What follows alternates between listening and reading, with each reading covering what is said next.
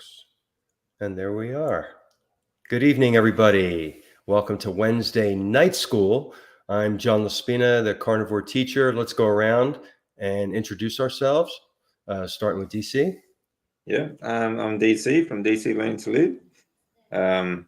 I've been eating the carnivore way or high-fat keto way for the last 10 years. It's it changed my life around. So hopefully, some of the advice we can give out, we can help other people change their lives as well. Nia. Thanks for having me. I'm Nia. My channel is Nia's Way on YouTube, and I'm also a carnivore. And I've had a lot of really positive changes since starting this way of eating. So I'm excited to share and get schooled here on Wednesday night. I'm Rick. If you don't know who I am, then you're not in the carnivore community. I've been a carnivore since 1983, and I'm still trying to get that heart attack that they promised me when I started. All right. And I started out, but I'm John Laspina. I'm the Carnivore Teacher, 1965. And I went keto almost 6 years ago. And then I stayed that way for 1 year. Then I went ketovore for 3 years. And since I was almost carnivore, I'm like, let me take out the rest of these plants and see what happens. And I felt better, and everything just amplified in a positive way. So I have been full carnivore for over 1.5 years, going on 2 years. And I'm not going back because I have enormous, amazing changes. And our topic tonight, basic and simple. Most of us come to this way of eating, either keto, ketovore, carnivore, to lose weight. That's why I came to it. I was 35 pounds overweight, and that's all I wanted to do. It's all that was on my mind is I needed to lose weight. It was another diet to me. And I realized how powerful this was. Not only did the weight come off, but all of these other wonderful, amazing benefits.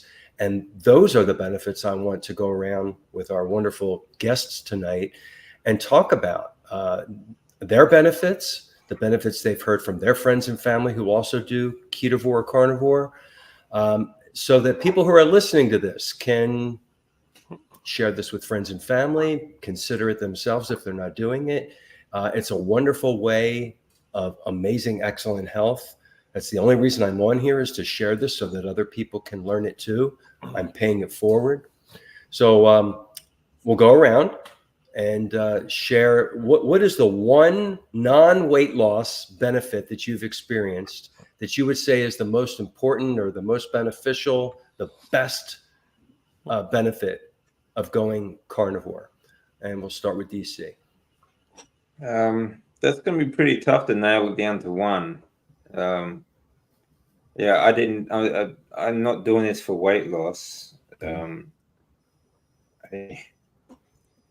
I know you can still lose weight on carbs. I've done that most of my life. I'm a strength and conditioning coach. I'm a sports scientist. I've been into nutrition a long time. But for the last 10 years, it's kept me in remission.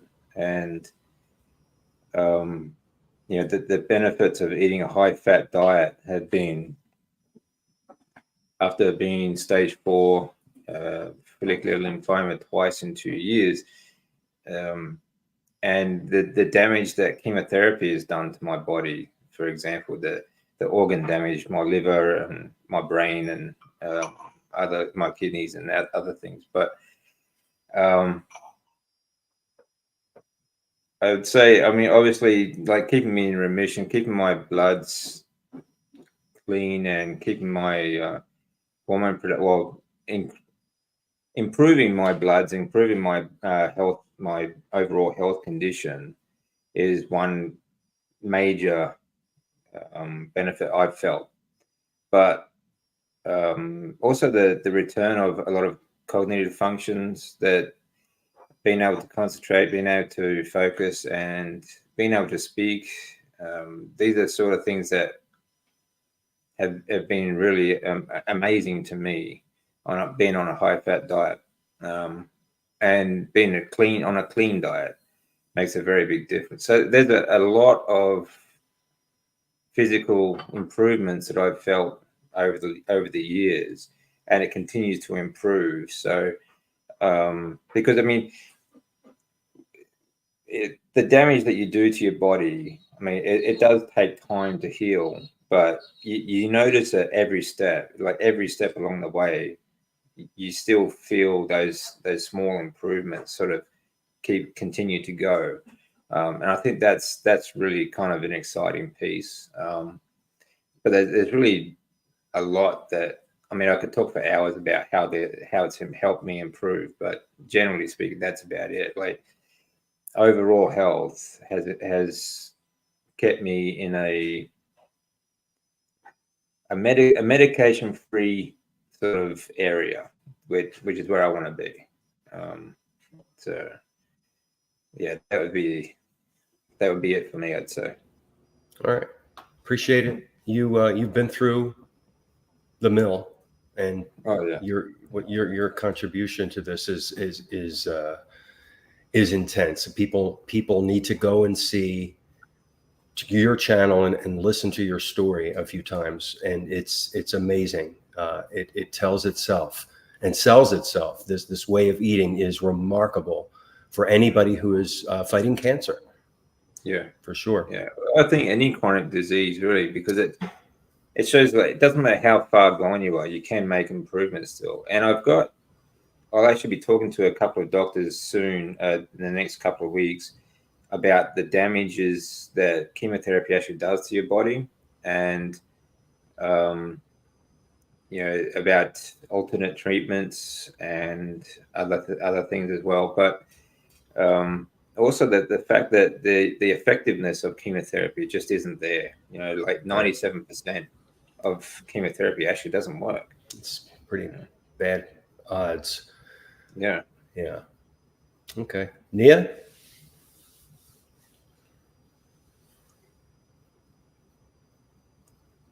Oh, Okay. There you go. We're trying to find some Pete the Cat books over here. She's not able to find them. So I'm half listening in the background. But okay. Yeah, my story's kind of long too, and it's hard to pick just one main benefit. But I think if you would have asked me this 6 months ago, I probably would have said gut health was my number one benefit. But I feel like gut health and mental health are so intimately connected that I almost can't separate them anymore. And I feel like, it's definitely a tie between those two things. The healthier I've gotten physically since eating this way, the more I realized, how much I was relying on things outside of me to regulate my emotion and regulate my stress and just regulate how I was feeling every day. Caffeine, alcohol, a lot of negative thought loops that I would get trapped in, that really just kept me from being who I really am and pursuing a lot of the things that I was interested in, and all that kind of stuff. So it's been a really slow and gradual process of healing, which I think you can almost sort of miss things sometimes when you change slowly and you realize, okay, maybe I didn't have this overnight type of thing that happened, but if you reflect back and think, okay, 6 months ago, how was I feeling? Or a year ago or 5 years ago, how was I operating every day versus now? It's like I'm a different person, to be honest. Like it's a totally different life. It's a totally different, I have a totally different outlook. And I think that's what really fascinates me, is looking further and further into how this way of eating, or a proper human way of eating, fuels the gut and the brain, because we know so little about those things. We kind of think that we do, but when you start looking at it, I got more info on this when I recently did like a full GI, full spectrum crazy test with all the microbiome and stuff. It's like you start trying to look into what they tell you is right or wrong with you, depending on what those results say, and you find out we just don't know anything for sure about any of that. And so it's this, it can get really complicated, and I think difficult for people sometimes when you're trying to biohack and you're trying to figure out, oh, what should I eat, what should I not eat. coming from that perspective, like a gut health perspective, because you'll say, oh, well, you just need this supplement, right? This probiotic, you need this many more of this certain type of bacteria to balance everything out. You need to kill this one off and take this, antifungal and all this kind, and it's like, I've been there, done that for the last 15 years of my life, trying all these different things, different protocols and cleanses and all this madness, and it's like, all I really had to do was just eliminate plants, nearly to 100%. And then I've recently just cut out coffee altogether, which has been that last 5% that I think really is really changing the whole thing for me. So every time I take a little step further, I realize like, wow, this stuff is poison. It really is poison. And now I never thought I would look at coffee as something that's gross. Like I loved coffee and it was totally addicting. I was totally addicted to it for years and years and years. And now I can make it for Ben in the morning. I can smell it and it's almost repulsive. It's like it doesn't even sound good. And it's absolutely crazy. Like I didn't expect that to happen. So I guess that's sort of a long rambly way of saying, the main overarching benefit I think has started from improving my gut health. And that doesn't mean that it's in the context of what, maybe a normal quote unquote gut microbiome looks like, or a normal protocol for healing the gut that, you would find typically in the mainstream. So those are my thoughts. All right. I appreciate that. And I think the last time I spoke with you, you were still drinking coffee. So this is pretty recent, right? Yeah, it's been about 6 weeks since I cut the decaf, but I probably didn't really talk about it much until maybe the last few weeks or so. Any headaches? No, because I had weaned off caffeine. You did. I stopped caffeine in January. You went into decaf. Okay. Mm-hmm. Good. That's great. All right. I appreciate that. All right. Mr. Rick, I know that you have a unique perspective. You aren't going to answer this question the way any of us have, because you've been a carnivore for longer than any of us, and you came at it from a different angle. So I hope the public really pays attention here. This is Rick, my friend, down the road. That's right. All you got to do is go south as the ducks fly. Right. And you'll find me. But I can sum it up in a picture. This is what I look like before I started the carnivore diet. How long ago? 1983. How old are you there? Oh, so 83, you're what? 15. Well, I was 14 at the time. 14. And then I turned 15 in the summer. And here I am 41 years later. Now, I don't think I look that much different. You sure that's 1983? It looks like a black and white photo. Is that your brother next to you there? No, that's me. That's a side view. Oh, it's two pictures of you. Okay. Yeah. Okay. You've got a widow's. Do you still have that widow's peak there? Oh, yeah. Look at that. All right. You still have your hair. 41 years later. So I did technically gain weight, even though I'm still skinny, because when I started the diet, I was one of the shortest kids in junior high in 9th grade. And when I started 10th grade, I was still one of the shortest. And I got picked on a little more than average. Although as I went through 10th grade, I got picked on less and less. And I didn't really realize how much I had grown until 11th grade. The other thing that happened is that my grades went from a C average to practically straight A's. I think I got a B in one class, but I had mostly A's.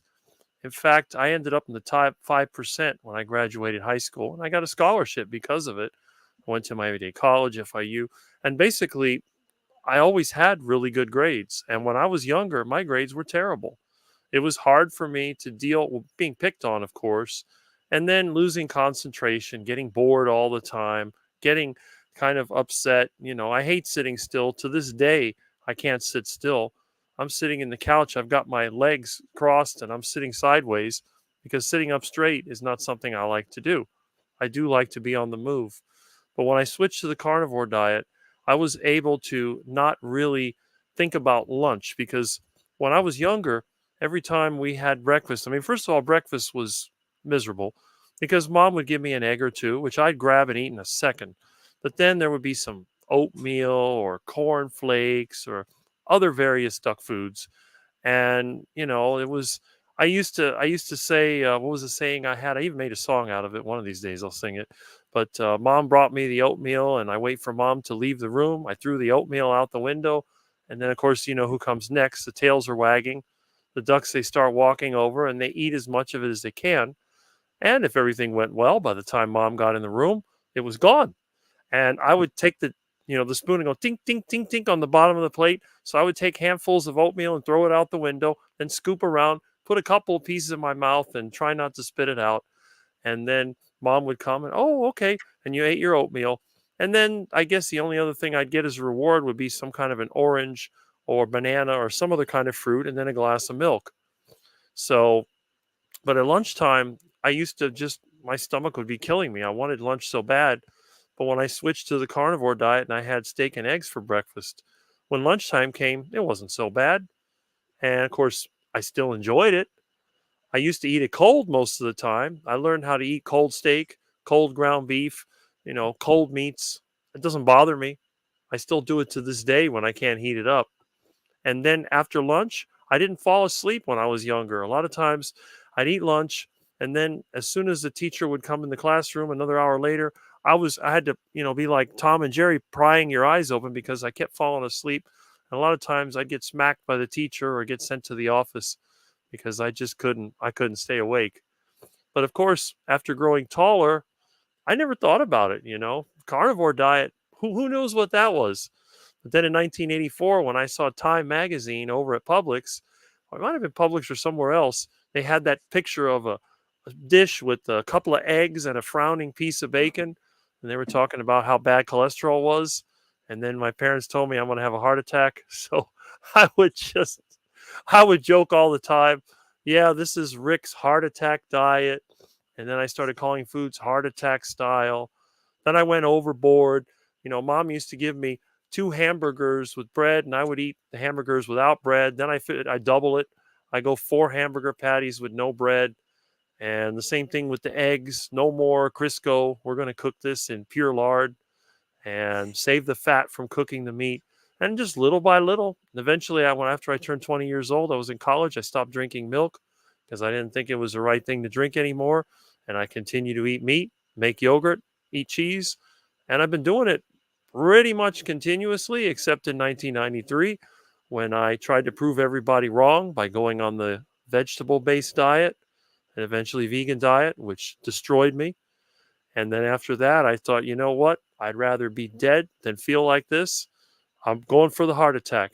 I started on that route, and I'm going to finish it. Nothing's going to get me off of my track of having that big heart attack.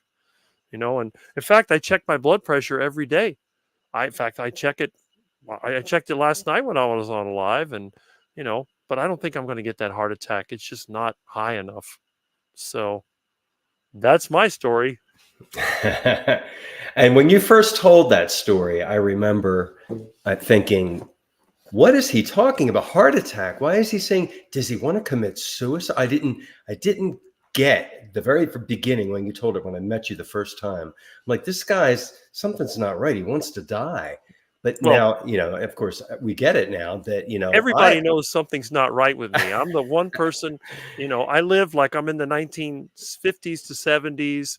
I even adopted this 50s hairstyle or 60s when I got in high school because I just got so frustrated with the 80s, and I hate the 80s. I hate to say it. I don't like the music. I don't like the fashion. Oh, I like and I the grew music. up in the 80s. Everybody was listening to Michael Jackson. I'm like, Right. oh, Michael Jackson. Yeah. When his hair caught on fire, I actually thought that was kind of interesting. Oh, wow. But and I got spit on so much in junior high, I used to put Vaseline on my hair.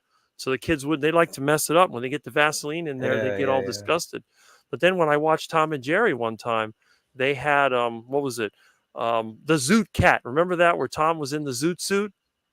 And he got lard, put it all over his hair, and then did that. Styled it. So that's what I started doing. I started using lard. Now, what is in your hair now? What do you use lard. in your hair? You use lard. Okay. I use tallow. Well, I use tallow in my head and in my beard and my goatee. Yeah, I normally use lard because I have more of it. The tallow is a little harder to get, so I usually cook with that. I always cook my eggs in tallow. But the lard definitely, because when you say lard, You think of somebody who's fat and unhealthy and whatever. Right, right. It's like the heart attack grill. We cook everything in pure lard. Oh yeah. So I've also heard that lard comes from a pig. A pig is a monogastric stomach. We are a monogastric animal, so the lard is closer to the sebum in our skin than tallow is, because tallow is a, I've heard that from the guy from one of the people that makes tallow soap and lard soap. They said that the lard is actually closer to our own sebum than the tallow, which is interesting. But I use lard to but brush it's my something teeth. because because the pig is also a monogastric animal. You have to be Right. careful with the source of it because right, it's because if you're they're going fed whatever they're fed will come out in the flesh and in the True. fat. yeah, So you want to make sure it's good stuff. it's some people. That's why I think some people have trouble with like bacon and pork and different porks and that because You're they're right. a lot of the stuff you buy from the supermarkets. They're all the pig itself is actually fed on soy and That crap, other sorts right? of garbage. So, and it can cause all kinds of problems Because it's So, mono, it doesn't have it's not filtering out. All right, the next question I have that I'd like to go around and ask everybody. I appreciate you guys answering. Oh, I didn't give you mine yet. Let me give you mine because I'm going to save mine for the last. Of a probably 30 or 40 amazing things that changed and improved in my life, the number one I would say is my emotional health. I didn't plan on it, didn't expect it. Was depressed a lot in my early years, was bullied as a kid in school, went through all the puberty stuff and I had a lot of roller coaster of emotions. I don't think I was manic depressant or anything, but I had a lot of probably sugar high and insulin high related roller coaster effect of emotions. When I went ketovore and then carnivore, everything leveled out.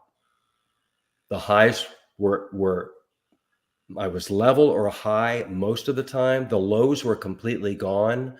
The depression never came back, was disappeared.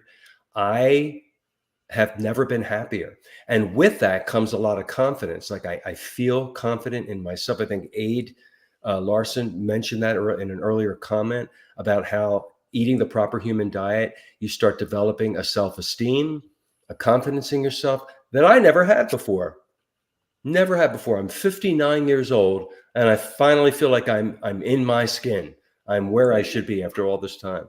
Which is that your blood pressure? That's the blood pressure. That's good. 116 over I don't know. It's 77. not good enough for a heart attack, is it? No, you got to be a lot higher than that. No. I'm sorry.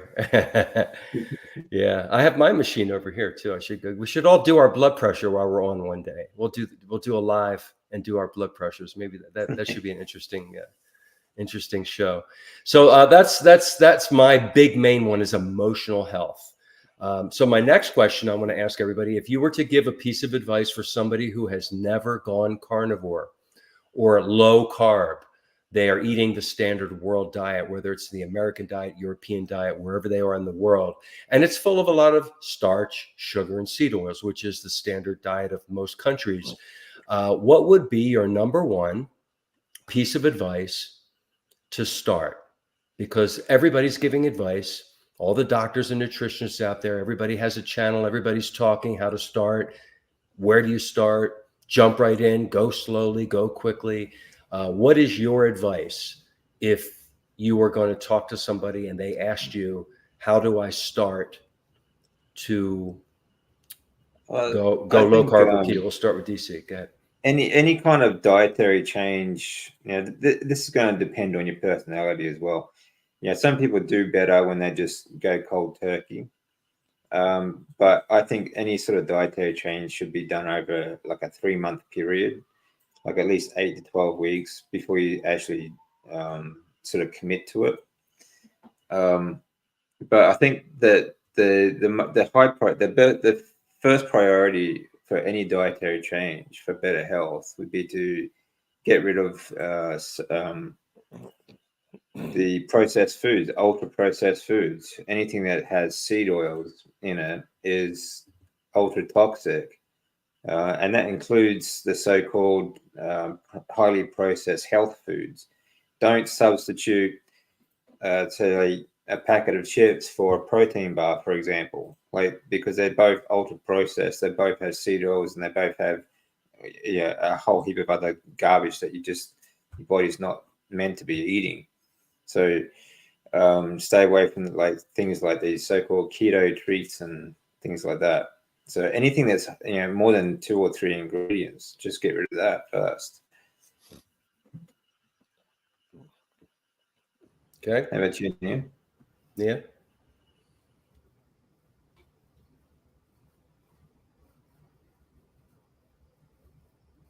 Okay, I have my mouse unplugged because I don't have enough ports, and so I keep trying to hit the keyboard, unmute, and then it was like bringing some window up. So I'm sorry. I'm and I was trying to type a comment at the same time. I'm just That's all right.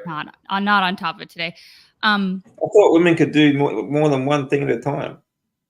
Well, in the morning, but it's 6:30 here, so She's not drinking coffee anymore, so yeah. give her some. My brain's still adjusting.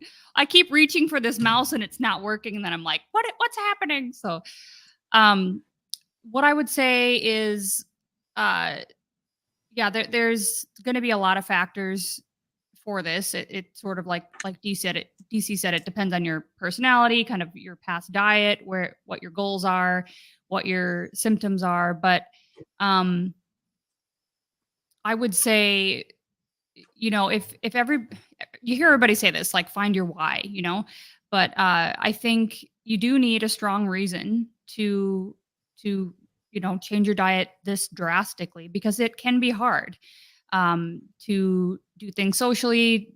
People are going to be expecting certain things of you, and when you change that, that affects a lot of things. And so I actually just put a video up yesterday talking about the things that I do differently if I could, when I started. And that was one of the things, was just to kind of not beat myself up for having a slip up or falling off plan, going back to that reason that I started, and making sure that I didn't kind of mentally let myself get into that hyper restricted mode. And that's kind of a weird thing to say, because we are cutting a lot of things out, and we're, quote unquote, restricting a lot of things. But I think that you can separate that from a mindset of feeling restricted in the beginning. And I think that's really key, as you're just starting to experience benefits, or maybe you're waiting still for benefits, to come. Maybe you're going through, with carb withdrawal, you're struggling with electrolytes or whatever it might be.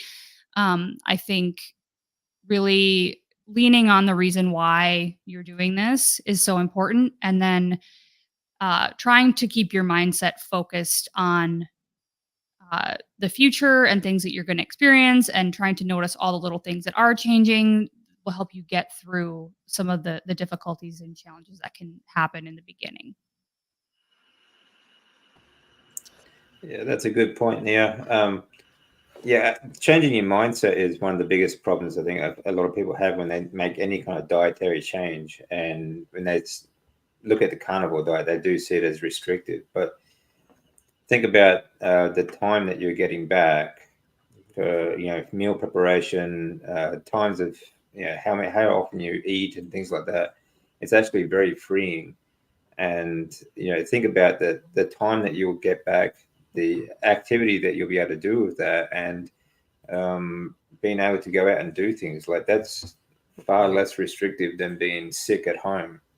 So mindset has a big thing to do with it. It does. Mr. Rick.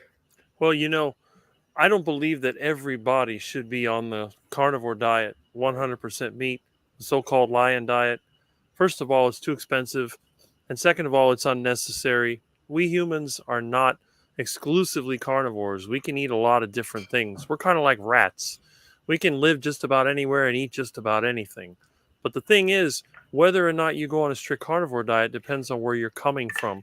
If you're an otherwise healthy person and you would like to try the carnivore lifestyle, you could jump right into it. But it might be better to start off by cleaning up your existing diet. And I think what I would do, the way I like to do things, is simplify. Anything which comes in a package, a sealed package or box, you need to eliminate. You need to find foods that are natural. And it might be a good idea. I mean, if you're otherwise healthy and you already eat some fruits and vegetables, go ahead and keep eating them, but increase your meat. increase eggs, increase anything that's animal based, and then see what happens. And if it works out, then cut back on some of the fruit. I would try to knock out any of the commercially grown fruit, anything that you get from a store, anything that's imported any distance, because you know it's not going to be picked when it's naturally ready.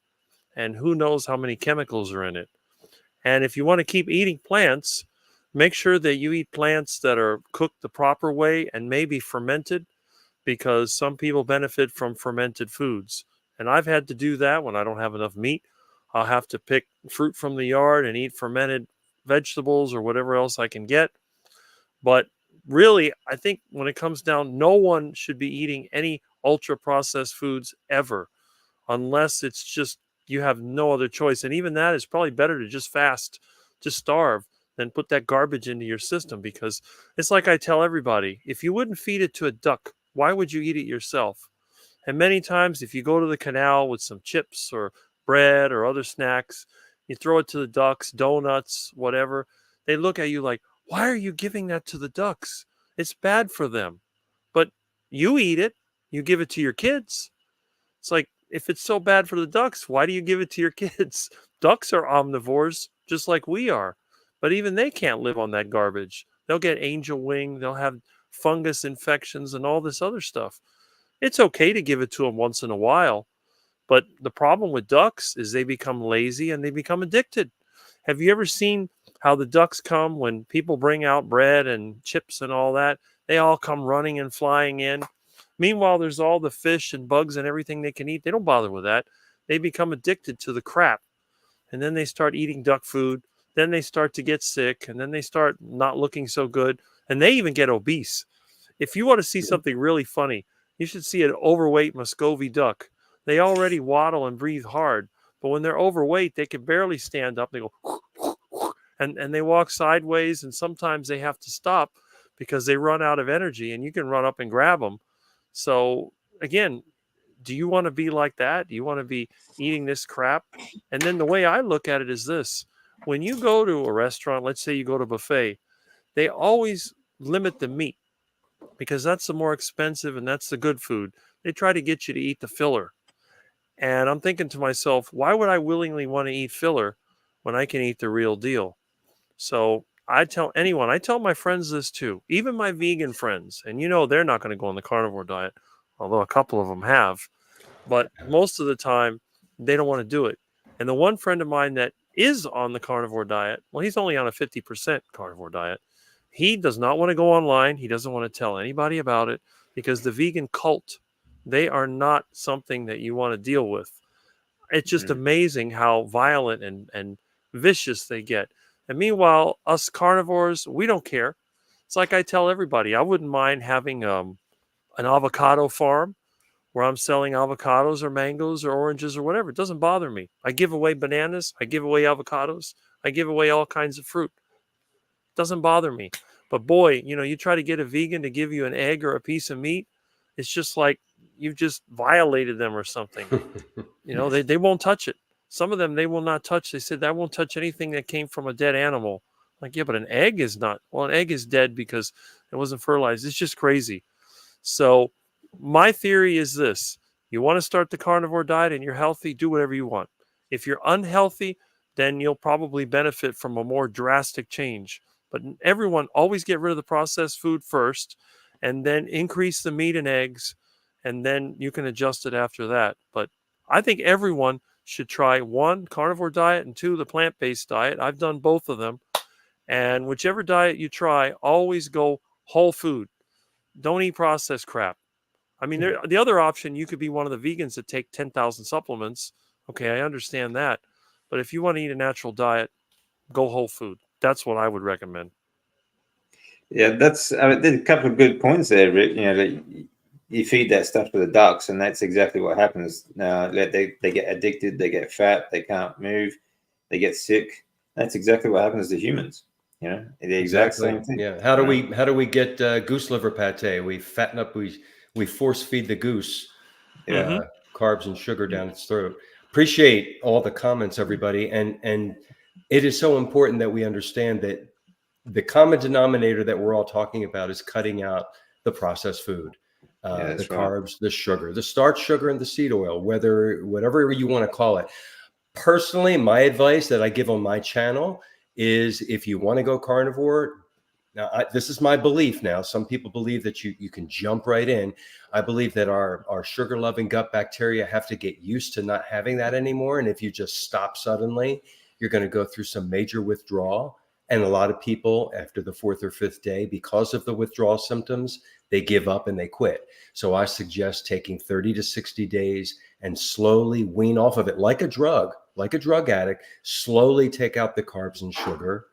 Have a process. Do it day by day. Take out the seed oils right away because that's basically machine lubricant. We should never have that in there anyway. But take out the carbs and sugar slowly. And like Rick said, anything that comes in a box or a package with a barcode, eliminate that immediately. Just shop around the edges of the grocery store. I always say buy beef, whether it's hamburger meat or expensive steaks or cheap, ground beef, pork, bacon. You can beef, lamb, pork, poultry, fish, and eggs. Buy butter, ghee. They sell beef tallow in the jars if you don't know how to render your own. They sell lard. You can get that. Watch YouTube doctors and nutritionists. I could give you the names of some amazing people to listen to and start learning and growing little bit by little bit, day by day. You start learning, kind of re-educating yourself how to eat properly. I did not know how to eat properly. I thought I did. When I ate, I just wanted food that looked good, that smelled good and tasted good and made me happy. I want it. I see it, I eat it. And of course that made me heavy.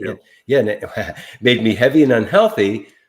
But that food was also all the ultra processed food in my life and in many Americans' lives, and people around the world. So I believe that it's important that we ease into carnivore. If you're going to do carnivore, slowly take things out, give your body time. We also have an electrolyte imbalance that happens when we stop all of the carbohydrates and the sugar. Because when we don't have that, we flush all our water out. With the water go the electrolytes, and then we're deficient in magnesium, potassium, and sodium. So we want to make sure that we supplement at the very beginning with those elements, the minerals. There's a tricky sort of subject because most people are deficient in those electrolytes anyway. Before they change their diet. But it's much more when you stop the sugar. Yeah. Because they have a low salt diet. Another thing is, we're talking about stay away from ultra processed foods, but what people don't understand is supplements are ultra processed foods.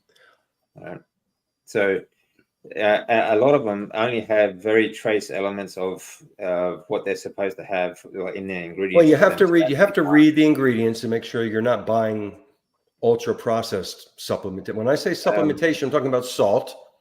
That's not ultra processed. Like a good mineral salt. Like a good mineral salt is what I mean. And in that, you're going to get your magnesium and your potassium if you get the right kind. And that's what I'm referring to. That at the very beginning, you may find that you're having an electrolyte imbalance, and that's because you've stopped all the carbohydrates and you're flushing everything out.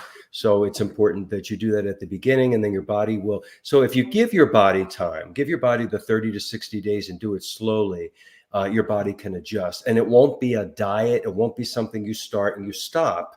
It's something that you're starting to do for the rest of your life. It becomes a routine. And the more that we do something that's healthy day to day, it becomes part of us. It becomes part of our life. It becomes part of our that's why we call this the proper human, they call it the proper human diet. I never liked that phrase at the beginning because I don't like the word diet that much. People get that confused with going on a diet. It's a way of eating. It's a way of life. And well, that's another thing that people need to get their heads around too. It's the diet industry has hijacked the word diet. They have. And when you say diet, it does have those sort of negative connotations that come with it. It's just a way of eating. Kangaroo diet is grass. That's just our native diet. Right. But the thing is, you don't want to try and take products, ultra processed products, to replace the processes of what your body is supposed to do, such as hormone production. Okay, like when it comes to like testosterone or D3, for example, these are very common supplements that people take. And the supplements that they take, not only are they highly processed, they also have some very negative ingredients, but they don't actually absorb into the body anyway because they're just the wrong currency, really. And they break down in your stomach rather than in digestive tract. So you're really just not getting anything out of them. And there's a real difference between when you actually, your body is supposed to produce hormones such as D3. So when you supplement it, you're telling your body that you don't need to actually produce it anymore. So and what usually happens is that they store it because they're fat soluble. For example, they will store in fat cells, and they will test negative in a blood test. They will test low in a blood test because it's not readily available in the blood. It's actually stored in the fat cells. But there are other things that help you, like going out in the sunlight, that actually stimulate the hormone to come out into the blood. So there's a lot of things that sort of going on. So when people get their blood test done, for some reason, everyone thinks that when they go carnivore, they have to test their bloods all the time. But when they test low, they think, oh, I need to supplement. I need to do this and do that. But it doesn't mean that you're producing less. It just means that at the time of the blood test, it wasn't readily available. It doesn't mean that you're not producing those hormones, for example. So that there's a lot of things that people they panic about and they sort of stress about, and they just need to understand more that the body is doing exactly what it needs to do at that time, and you need to trust in the process. That's important, to trust the body. The body knows what it's doing. Because the body, as long as you are giving it the right food, the body will heal. Right. And the body will produce the hormones and everything else that it's supposed to do at that time. Cholesterol, all that sort of other things as well. So trying to replace it because you tested low on a test, like trying to replace it through a supplement is not going to work, because it's still going to have the only thing that's going to change is instead of producing more, you're going to you're still just you're going to take it externally, and your body will sort of slow down the production, which means that you're not going to get it readily available in your blood system anyway. And when you take the supplements, even if you do absorb the supplements, you're still just going to store it. So it's not going to be readily available anyway. Right. We're using the word supplement now very generically because that could refer to anything. I was referring to sodium, salt. Yeah. Do you guys still flush out? Do you guys still supplement electrolytes other than just putting mineral salt on your food? I'm curious. No, I've never. I don't do it any. I did it at the beginning because I was getting leg cramps, and I know that I was low on my magnesium and potassium. I don't anymore. I've been doing this for almost 6 years, but I do salt my food to taste, and I like salt on my food certain times, and that's all I do basically. I do also take a magnesium 3-in-8 or citrate supplement because I had or have, it's in remission, atrial fibrillation, and the magnesium helps my AFib. So I do supplement magnesium. I've also heard that a lot of magnesium is kind of stripped from the ground lately in agriculture. That could be another discussion. So I do feel that my body functions better on that. And salt. What about you, Nan? I mean, I've gone back and forth on my position on this topic in general, and then I've pretty much always been anti-supplement, like very hardcore anti-supplement. Wow. And part of it's just because I'm stubborn and I'm like, I want to do it pure by food. That's it. I don't want to, because just in general, like to me, the idea of someone selling me a supplement that I now all of a sudden have to have in order to have health, it's like, well, that didn't exist ever before. So that can't be the solution, right? It just can't be, or we wouldn't be here if I had to have your XYZ supplement, in order to fix all my issues, right? So that was kind of the mindset that I always had. along with a lot of things like that DC you've mentioned too, where, these things aren't regulated. We don't know if they actually contain what they say they contain. They're not, they're ultra processed, all these kinds of things. And that because they are stripped into one, they're just whatever they are. They're not in a whole food context. We don't know exactly what the ripple effects of that are.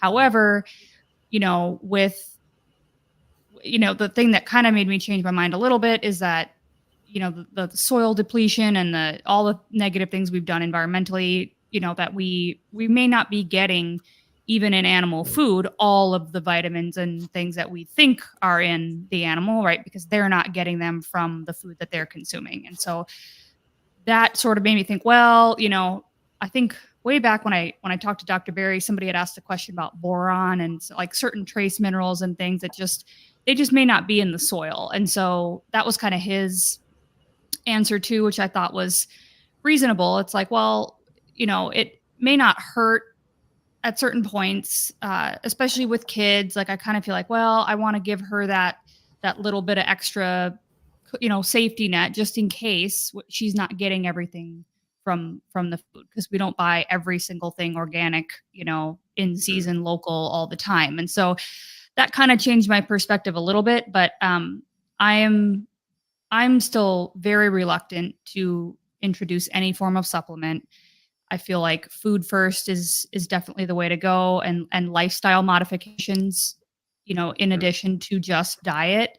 I think especially for hormone health and stress and like all, the whole lifestyle applies to, having clean water, not drinking tap water, things like that, I think are other small things that have big ripple effects on all whatever's going on with what we eat. And so I definitely go to that first. I supplemented homemade electrolytes in the beginning. And I went on and off. I felt like there were periods where I didn't need them, so I didn't take them. And then felt like it's like I probably needed more sodium. So I would kind of take them and then not take them and then take them and then not take them. And I really just now salt only. And I don't take any other magnesium or potassium or any other stuff. So like you said, there's a lot of things involved too. Like lifestyle is a big change, a big difference too. Like for example, there are many reasons why you get leg cramps. For example, one is circulation. Okay, a lack of circulation. Especially most people who have gone onto the carnivore diet are less active when they start and more active as they go on later on. So if there's also the lack of circulation can be a cause of leg cramps, but also the sudden increase of activity can also be a cause of, because your body is not fit enough or is not used to the activity. These are things that can also change, get leg cramps and things like that as well. But also drinking too much water. When you're flushing out too much of the electrolytes you get from your diet, then you can also get those leg cramps as well. So, when they said drinking like 8 glasses of water, for example, the so-called dietary recommendations, maybe 3 of those glasses of water you take externally. Like the rest is you get from your food, and you get from your own body reproducing and reusing the water that's already consumed. So you need to find a balance. It's a lifestyle. It's not just about the food itself. But as you said, the soil degradation, the lack of nutrients in the soil that cattle eat and things like that might be a problem. But it's getting you're not, maybe even if the meat you are eating doesn't have as much nutrients in it as it used to, is it still better than taking in or is it still better to take in slightly less rather than trying to supplement with something that is not going to give you what you need anyway? So it's still going to be this is something that everyone's going to have to play around with as well. It's not like one size fits all. Right? Yes, this is a species-specific diet, but we're all coming from different areas, and we all have to heal different things as well. So, I mean, it's very easy for me to say at the moment because I'm on 0 medications now, which is unbelievable. It's fantastic. But there are a lot of people that do need still to have medications. So they might need to change the way they or the source of their foods as well. So, there's a lot of things that are going to happen for everyone differently. Right. There isn't a one size fit all ever. We're all individual. We're all different. What works for you doesn't work for me. And we tend to want to put things in boxes and have a one answer to everything, Yeah. And when you listen to Dr. Chafee, Dr. Berry, some of these doctors, Dr. Baker, they do agree with that everybody's different. You have to find what works for you within the carnivore or ketovore, which would believe is the proper human diet within that realm. Yeah. And that is different. Some people need more salt. They need to actually supplement with magnesium because they're getting, they think that they're getting their leg cramps. It's maybe not enough water. It's not enough this. They don't know. They have to find out. And so it may work for one person, and what worked for them does not work for a different person. So we're all unique. And I do believe this is the proper human diet, as we say, because we feel amazing. I know my health is, except for right at the moment, I have, right? I was telling people right now, I have COVID right now. I caught it from a cruise ship. I was just on a cruise. I came back the very last day and I started feeling yucky. I haven't had a cold or a virus or a flu or anything in 5 years. And I've been bragging about that on my YouTube channel, right? As I make my videos. And this is the first one. And I caught it on a cruise ship, probably in the elevators or on a bus on an excursion. And I have COVID, right? And I tested positive on the test kit. And I'm making it through.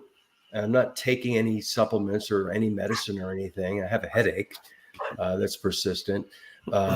But my body, I feel I know that I would be dealing with this so much better now that I'm eating the proper human diet, that I'm a carnivore, than if I ate the standard American diet. I probably would be, who knows, in the hospital, or I would be on the bed right now, not even wanting to make this video with you guys. So I think that that's proof for me, at least, that it's the first time I've been sick while eating properly. And I notice a huge difference from my memory of when I used to get colds and stuff in the past. So that's an interesting benefit to eating properly. I will say, just to add on to that, like the problem that the other problem that you have with adding electrolytes to your water is I've seen this with countless people. They like the flavor, so they drink more water. So they end up drinking more water than they need because they like simply because they like the flavor of the. And they're flushing out, their electrolytes. Right? Yeah. So that can be a problem, and they're Mhm. flushing out what they're actually absorbing, and Right. which is causes many other problems too. Like drinking too much water is also a cause of inflammation, and it also blocks the absorption of the nutrients that you get from your food as well. So this can lead to other problems. I don't know why in our culture, any culture, we overthink things and we say you have to have so many liters of water a day, and people count it out and they carry big jugs. And I learned that if you're thirsty, you drink. When you're not thirsty, you don't. Your body's going to tell you these things. Just like when you salt to taste, you drink when thirsty, you eat when hungry. We've made things so complicated. Yeah, it's also a habit, though. People get into the habit of drinking a lot, and even though that, like, if you're on the standard Western diet, most people don't drink actually water. They drink, sodas and all sorts of other soda. They drink more carbs than they actually eat. Most people, I don't know, and their coffees and everything else. But it's that action of drinking a lot, and when you start restricting your water intake, it takes time to get used to that as well. For example, if you're used to drinking a lot throughout the day, you don't just suddenly stop. You need to wean yourself off it, or wean yourself down to just 2 or 3 times a day. Because you Dr. just Chafee says that he drinks like an animal does. He'll drink this enormous amount in the morning, and he's done for the rest of the day. Yeah. That's what he said he does. And I like what he talks about, and which I started to think about now is, our stomach acid, our pH level 1.2 to whatever it is, it's very acidic. If we're drinking a lot of water before and during a meal, we're watering down our stomach acid. And so you don't want to drink a lot of water before eating, during eating, and even 2 hours after eating a meal. And I was like, wow, once I especially learned on a high fat diet, right, because you want if that. you drink a lot of water around your meal, Mhm. it goes straight through you. It doesn't give your body time to absorb or digest Exactly. the fat. So it sort of just goes straight through you. So it can lead to IBS as well. So, It can. So, but we overthink things. Don't drink too much water. Drink a little bit of water. We're talking about water right now. Now, people may be thinking, "Ooh, just don't overthink things and eat when you're hungry. The proper foods, which is beef, lamb, pork, poultry, fish, and eggs, cooking and animal products. And if you're Rick and you want to have some fruits and you want to have what's available and you ferment them, and vegetables, you ferment them. Whatever works for you, as long as you're not eating processed food and seed oils and starch and sugar. Exactly. I mean, that's the proper way to eat. And I'm telling you, people's lives have turned around. People have rescued themselves probably from an early grave. They've reversed type 2 diabetes. They have cured so many issues they've had, skin issues. And with DC, cancer, okay? Cancer feeds off of glucose and glutamine. We can learn how to eat to fight cancer. And if you don't have cancer now, you may not acquire cancer because you're not giving your body so much starch and sugar to begin with.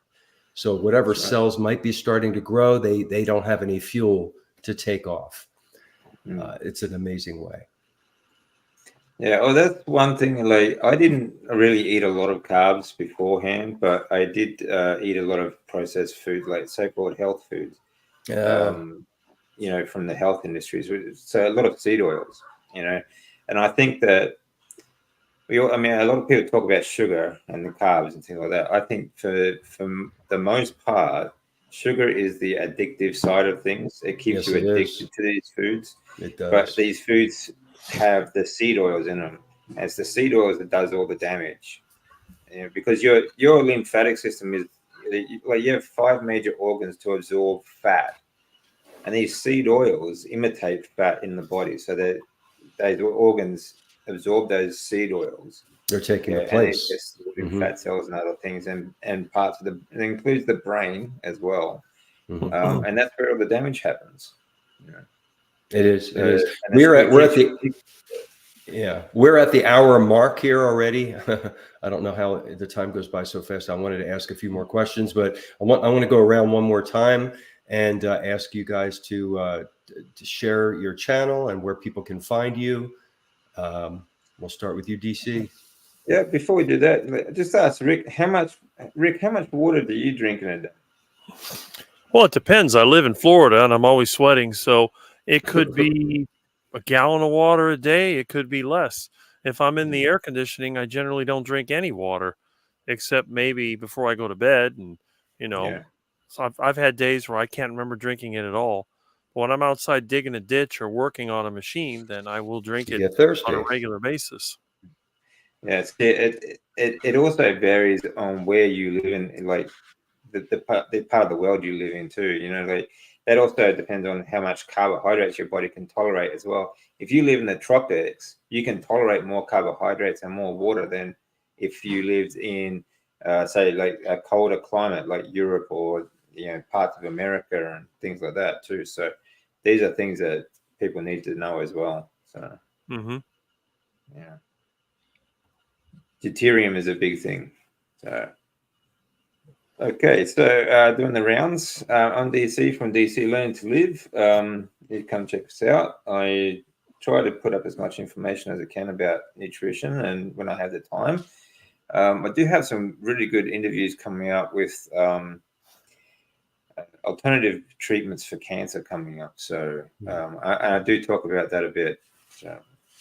So feel free to drop in. Good.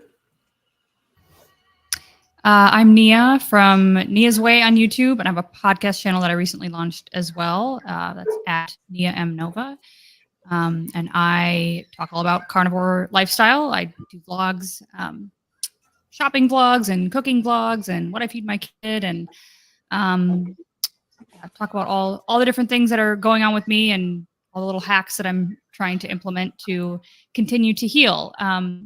And I've also been doing some interviews lately that are really, really amazing. DC's on there with his story. You can check that out. And so, yep, that's me, Nia's Way.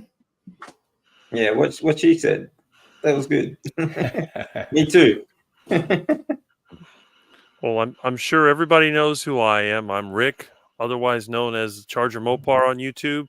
And my channel was not a carnivore channel. It is not a carnivore channel, although I have been interviewed many times. So if you want to see an interview with me, just look for Rick, the 40-year carnivore, or look for ducks, or look for heart attacks, or various things, or especially iguanas. So if you see something about iguana cooking, heart attack foods, 40-year carnivore, Rick, living in the 1960s or whatever, then you'll find me. So I'm easy to find. Or like I tell people, if you see me in real life, just look up a little bit and you'll see me, because He's I'm a tall guy, everybody. How are you? 6 what? 6'6". 6'6". Oh gosh, I always wanted to be taller than I am. Thank you. Yeah. And I'm John Laspina. I'm the Carnivore Teacher on YouTube and X and Instagram and Facebook. And I put out a video, one video a day. I was a teacher in middle school for 34 years. I retired, and I'm continuing to teach by making videos about the carnivore diet. I get my ideas from YouTube doctors like Dr. Chafee, Dr. Berry, and many other really exceptionally intelligent individuals in this space, carnivore and low carb. And when I get an epiphany that just made sense to me and made my eyebrows go up, I jot it down and I make a video about it. I do some research. So that's what my videos are about. Every Wednesday, some of you probably laugh at me, but I sing. I make a singing video. Sometimes I do it with other people, and just for fun, because I like to sing. So I put that out on Wednesdays, and you can find my channel at Carnivore Teacher. So I want to thank you all. I want to try to do this every Wednesday. So those of you who want to join us every Wednesday, we're going to try to come on every Wednesday with different topics and listen to the people share their experiences and answer questions from the audience. We didn't get too many questions at all from the audience today, but hopefully we will in the future. All right, guys, I want to thank you for coming. And I'll see you everyone.